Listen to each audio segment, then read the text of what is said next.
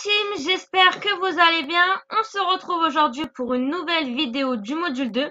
Et dans cette vidéo, on va voir comment on construit une question. En fonction des différents temps qui existent en anglais, la construction de la question ne sera pas la même. Et dans cette vidéo, du coup, on va voir comment on construit une question avec le present simple, le present continuous, le present perfect et les verbes modaux.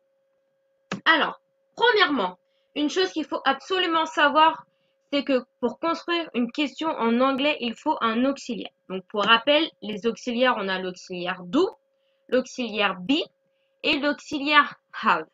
Premièrement, pour construire une phrase avec le present simple, nous devons utiliser l'auxiliaire do.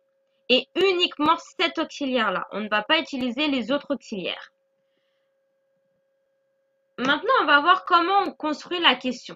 Alors, premièrement, on va prendre l'auxiliaire. Donc là, je prends l'auxiliaire do. Ensuite, on va prendre le sujet. Donc là, j'ai le sujet I. Donc, une chose importante aussi à savoir, c'est que l'auxiliaire, je dois le conjuguer en fonction du sujet. D'accord? Donc là, j'ai conjugué do en fonction du sujet I. Si mon sujet, c'était she, j'aurais utilisé l'auxiliaire does.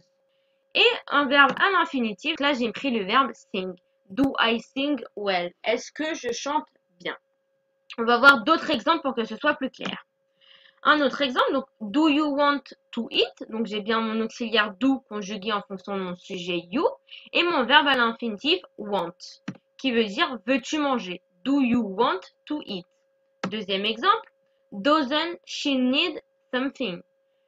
Donc là j'ai bien mon auxiliaire do conjugué en fonction de mon sujet she, donc does, à la négation qui nous donne doesn't she, et mon verbe à l'infinitif need.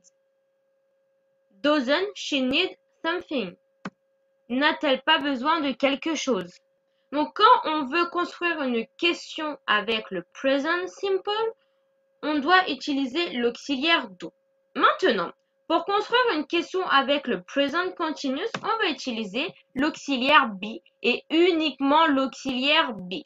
Pour former ma question avec le present continuous, donc on va toujours avoir besoin d'un auxiliaire. Donc là, en l'occurrence, c'est l'auxiliaire be que je conjugue en fonction de mon sujet. Donc là, j'ai le sujet she, du coup, qui nous donne is she.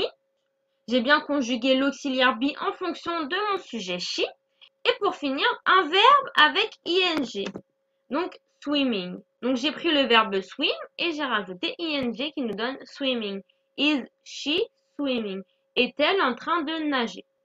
Donc là, si vous voyez bien, on reconnaît la construction d'une phrase avec le present continuous. Et pour construire une question avec le present continuous, on a juste changé le verbe to be et on l'a mis en auxiliaire. Ce qui nous a donné is she swimming? Et quand on pose une question, on commence toujours sa question avec l'auxiliaire. Je vais vous donner d'autres exemples. Is she going to school later? Donc là, j'ai bien mon auxiliaire is avec mon sujet she et le verbe go plus ing qui nous donne going. Is she going to school later? Est-ce qu'elle va à l'école plus tard? Donc là, j'ai bien utilisé le present continuous parce qu'on parle dans un futur proche. Si vous vous rappelez bien dans la vidéo où je parlais du present continuous, je disais qu'on l'utilisait quand on parle au futur proche. Donc là, je parle au futur proche, j'utilise le present continuous. D'accord? Ensuite, aren't we reading the same book? Ne lisons-nous pas le même livre? Donc là, c'est pareil. Donc, j'ai mon verbe to be conjugué en fonction de mon sujet oui, à la négation qui nous donne aren't, donc aren't we, avec le verbe read et ing, aren't we reading the same book? Ensuite, on construit une phrase avec le present perfect simple en utilisant l'auxiliaire have.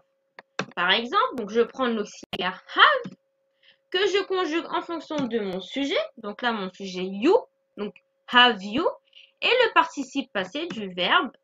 Donc là, le verbe que j'ai choisi, c'est le verbe be. Donc je prends le participe passé du verbe be, qui est been. Donc là, c'est pareil. On retrouve bien la formation d'une phrase au present perfect simple. On met juste l'auxiliaire have avant le sujet. Ce qui nous donne Have you been to the swimming pool? Have you been to Australia? Voilà, ce que vous voulez. Alors, on va voir d'autres exemples. Have you been to the cinema? Pareil, es-tu allé au cinéma? Donc, j'ai bien mon auxiliaire have, conjugué en fonction de mon sujet you, et le participe passé du verbe be qui nous donne been. Have you been to the cinema? Es-tu allé au cinéma? Ensuite, hasn't she eaten the whole plate? Qui veut dire, n'a-t-elle pas mangé toute l'assiette? Donc là, c'est pareil. J'ai mon auxiliaire have que j'ai conjugué en fonction de mon sujet she et le participe passé du verbe eat, eaten. Hasn't she eaten the whole plate? Et pour finir, on va voir comment on construit une question avec les verbes modaux. Donc pour rappel, les verbes modaux, on a can, may, should et must. Alors, premier exemple, can you swim? Peux-tu nager? Bon, pour construire la question avec le verbe modal can, on met juste le verbe modal avant le sujet. Si je veux parler de façon affirmative, je vais dire you can swim. Et pour poser une question, on va changer le verbe modal et on va le mettre juste devant le sujet, ce qui nous donne can you swim? Peux-tu nager? Deuxième exemple, should they go to the sport? Devrait-il aller au sport? Là, c'est pareil. Si je veux parler d'une façon affirmative, je vais dire they should go to the sport. Ils devraient aller au sport. Et pour poser une question, je vais prendre le verbe modal et le mettre juste avant le sujet, ce qui nous donne should they go to the sport. Troisièmement, must we work harder? Donc, devons-nous travailler plus dur? Donc là, c'est pareil. Si je veux parler de façon affirmative, j'aurais dit we must work harder.